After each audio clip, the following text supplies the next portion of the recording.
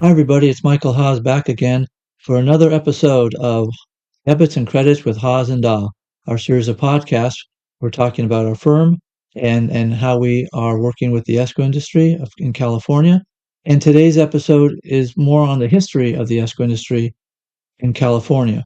We touched on this a little bit in our opening podcast, how the industry began in the late 1930s and morphed into the 1940s as part of a treaty that was um, developed between the State Bar Association and the escrow companies, because attorneys back in the 20s and the 30s and even earlier were the ones who drew all the deeds and drew all the documents relative to transfer of real estate in California and all over the country, and quite frankly all over the world. And the state bar got a little bit cranky when these companies, escrow companies, started doing what attorneys had been doing, and feeling that the attorneys felt that this was an infringement upon what they do because it had to do with the drafting of documents, and that's a legal process. And so they came up with a treaty as to what escrow companies could and could not do, and to the extent that they could deal with documents and so on. And so in the mid 1940s, the escrow industry of the independent escrow companies was up and running, and we're proud to say that three of the oldest escrow companies in California are all clients of ours. Now, they weren't clients of ours back in 1944, but they became clients over the time, and we handle them. And the three of them, they actually have a little bit of a feud going on, that who is actually the oldest company. And and and it's hard to tell, because if you look at their license information, it says the year that they were licensed, but they all have the same start date, because the Department of Corporations back then that issued the licenses didn't have an actual license numbering process yet. And so it's only afterwards that they came up with the licensing number that every company has associated with it, that they showed a license date, and they all show the same date from when they first issued licenses. So the four companies will continue to do battle as to who was first and who was second and so on. But we're proud that we handle all of them, and they're still very good clients. So the escrow industry started, and then in 1951, the escrow law was developed, where it went into the financial code in California. And then the code of regulations also was developed from that financial code. Now dictates how escrow law gets done. Now, there's one code section that is at the very beginning. It's section 17003, or we call it 17003, where it defines who can be an escrow company and who gets regulated by the department. And it says in there that there are the escrow companies, but other entities who are regulated by their own laws are title companies, title insurance companies, who are regulated by the Department of Insurance in California. There are real estate brokerages that can have escrow divisions. They're regulated by the Department of Real Estate in California. And there are escrow divisions of financial institutions, which is also regulated by the Department of Financial Protection and Innovation, but a different section, which is the law of financial institutions. Now, other states have that type of similar breakout. For example, Arizona has the Department of Financial Institutions specifically, and then Nevada has the Department of Mortgage Agencies, and escrow comes under those separate agencies in those respective states. And so in California, though, the independent escrow companies are regulated by the Department of Financial Protection and Innovation. Now, what makes escrow so important in California? And why does the California escrow process differ from the rest of the country? I suppose because California does everything different than the rest of the country, but it's something that, because we like to say that real estate is king in California, and that the way that real estate has grown, particularly subsequent to World War II, when so many people moved to California with the weather, and there was a baby boom era generation that came along post World War II, that real estate moved so quickly, and there needed to be regulation, and there needed to be an oversight as to how escrow or how real estate transactions took place. And so the escrow industry was formed out of this and grew out of this and became the mainstay as how the real estate transactions take place. What's different in California, significantly, is the fact there are no attorneys involved. When you go back east, particularly when you get into the mid east to the east coast, they have these situations called table closings, and it's just like it sounds. At a table, such as a conference table, attorneys show up for both the buyer and seller. Real estate agents show up for both the buyer and the seller. The title insurance company has a representative, and the buyer and seller show up, and they work out the means of the transaction. They clarify the instructions. The buyer brings the money. The seller brings the deed, and they work out how the transfer will take place. The title insurance company issues a policy of title insurance of protecting the ownership of the company, and that's how they do it in the on the East Coast. As you start moving further west, then you have certain settlement agencies that again are not quite the same as the independent escrow companies in California, but they're sort of a morph between the table closing back east and what we do out here in California. And these agencies are usually either part of a title insurance company or they're aligned with a title insurance company. Now, let's talk about title for a minute, because the title insurance industry has two types of components. One is a title insurer, which is a main insurance company, and there are 5 or 6 across the country that are national title insurers. Within the various states, such as in California, they have a band called underwritten title companies. So these are title companies that will issue policies of title insurance, and they'll provide the title insurance, the title information, but they're working as an underwriter of a title insurer. So you might have, let's say you have the Michael title underwritten title company. I'll issue a title insurance policy, but it'll be written by one of the big title insurance companies. So it won't be my own. It won't be under my own name. So we have an underwriting agreement with the title insurer, and that's how we operate.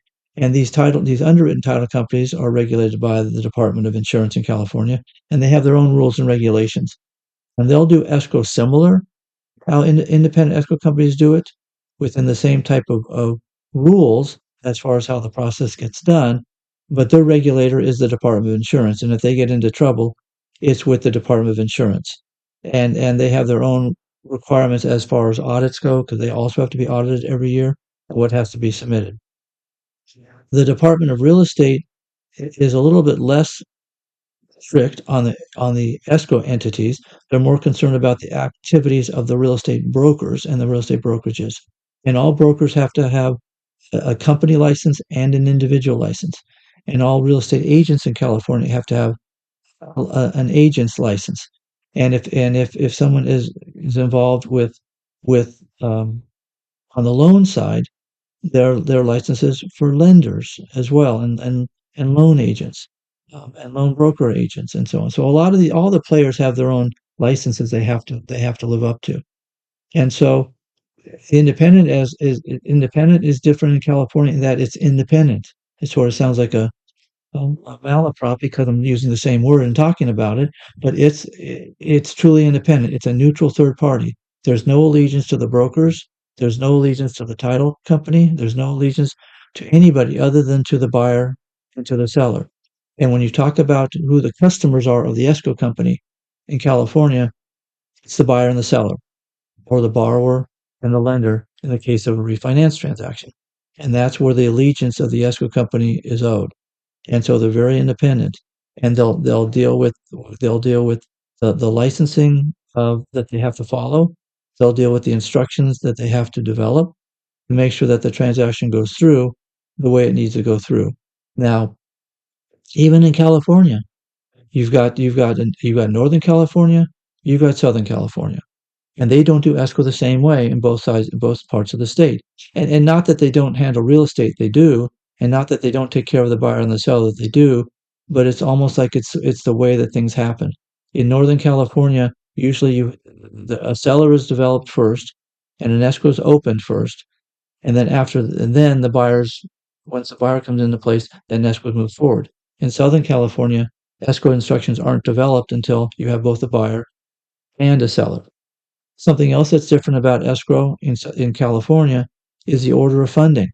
If you go back east, when there's a loan involved on an escrow closes first, and then the funding happens second. In California, funding happens first, and then escrow closes. So the money's got to be on the table and in the bank before escrow is going to go forward. And also, what's a little bit different in California is the fact you have these regulatory bodies that are specific to escrow. The Department of Corporations, which is now the Department of Financial Protection and Innovation, is focused very much so on escrow and trying to maintain consumer protection within this industry and working with the industry about how transactions happen. One thing else that's different in California is insurance. And how are the escrow companies protecting the public and how the public's money and what happens if something goes south. And it could be because of a renegade employee. It could be because of some other type of fraud perpetrated. That is a big concern about how to keep the consumer's money safe. And the escrow companies have trust accounts that are at very well financed banks, and there's protection from FDIC, which is the National Federal Deposit Insurance Corporation that protects people's money, and all these things are trying to protect the consumers' money. Now in California, all the independent escrow companies often have to have a fidelity bond. The fidelity bond is protect against embezzlement, that anybody stealing funds from the escrow company's trust account, which is a consumer's money. And in the late 1970s into the early 1980s, there was an insurance crisis in California because of the fact that a lot of insurance claims were being paid out, and the insurance companies couldn't afford the claims, and the premiums skyrocketed. And this had a lot to do with these fidelity bond types of policies, with malpractice and professional liability policies. Premiums went, we're not talking about 100% or 200% increases. We're talking about 1,000% increases in premiums. For example, we had a malpractice policy back in 1984 that was less than $1,000 a year for $1 million of coverage. By 1989, that policy was $26,000. It was crazy. And so the escrow industry was feeling the pain of this with their fidelity bond. Their premiums, which were anywhere from maybe $1,000 a year, were now going up to $15,000 and $20,000 a year, and they couldn't afford it. So they came together with a concept which they would self-insure, almost like a mutual insurance company, but not quite so much. And so they came up with this idea, and they got together with the regulator, the Department of Corporations at the time, and said, can we do this and eliminate this fidelity bonding, which is putting us out of business, and have our own self-insurance? And so what happened was the Escrow Agents Fidelity Corporation, commonly known as EAFC, was formed. And so what happened is it was a company organized in California. It was set up by the state legislature, and every member of the escrow industry is a member of EAFC. Every company's had to pay in $3,000 as its membership dues to fund EAFC. And today, this Escrow Agents Fidelity Corporation, it goes out once a year and it buys a fidelity bond. And that covers the entire industry. All 700 companies are under this bond. And there's a reserve fund of $5 million, which serves as the deductible that the industry over time has paid into the fund and maintains. And so whenever there's an issue with an escrow company in terms of an embezzlement, this Escrow Agents Fidelity Corporation steps in and the bond takes over, and it helps bring back the consumer's money that may have been lost. So that's something also that's unique to California and unique to the independent escrow industry, because the Department of Insurance companies, they have their own bonding issues. Department of Real Estate, they have a whole separate way of dealing with losses. And so this is what's very unique to the escrow industry, the independent escrow industry, and it's very key. And again, we have a good working relationship with the people who oversee EAFC, and it's done a very good job of protecting the consumer's funds with regards to this thing. And we've worked with EAFC in the past on some embezzlement cases, and we help them get to the issue and help them resolve it quickly. And if a loss needs to be covered, they do. And if there needs to be action taken against people who perpetrated the embezzlement or the fraud, then they're involved in that as well. So it's something that's very unique that works well in the industry in California to help protect consumers' money. Now, where does the industry stand today? It's interesting. We've heard we've seen a lot of economic cycles over time. I've been around for the ones from the early 80s, from the late 80s to the early 90s, to the early 2000s, what went on through COVID. And we've seen the industry grow, we've seen the industry subside, we've seen it grow again, we've seen it recede, we've seen it grow again. And always these concerns, oh my goodness, are we going to be around? And we tell people, you're not going anywhere. There's so much of a need for real estate in California and for these companies to be a neutral third party, to be independent, to handle the transactions. And whether there's a resurgence of, well, mergers and acquisitions, and does the title industry want to try and acquire independent escrow companies? And are there going to be joint ventures going on with real estate brokers? And all these different models of how the escrow companies will function, independent escrow companies aren't going anywhere. They're still around. They're going to continue to go around. They're going to fit the needs of the clientele. Now, for Department of Insurance and for Department of Real Estate escrow divisions, they have a place as well, and they're going to continue to be around. And they don't do bad escrow. And it's not like it's one better than the other. They're just different. And so there are needs for that have where these other types of functions will be handling. Attorneys, we know of two attorneys in California who deal with escrow. That's all they do. They have a place as well because they're dealing with a particular niche within the world and within the clients that they deal with. So it's something that they compete, then they don't. And it's interesting when you come to the conferences, they all are competitors, but they all work together. And when something bad goes on within the industry, they all come together to fight for the industry. Whenever the proposed law is coming along that's bad for escrow in total, they all stand up to push back against the legislation.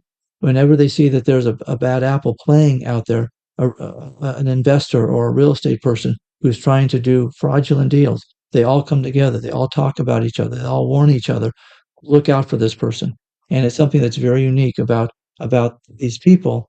Yes, they have their places where they're working, but they care more about making sure the transactions get done. They care more about making sure that the consumers, the buyers and the sellers and the borrowers and the lenders are being taken care of and being done the right way. And they protect the money. It's one thing else that's so unique about escrow and the escrow people and the escrow officers and the people working escrow. It's not money to them. It's not. They don't look at the trust account as a pool of money that is any type of enticement to them.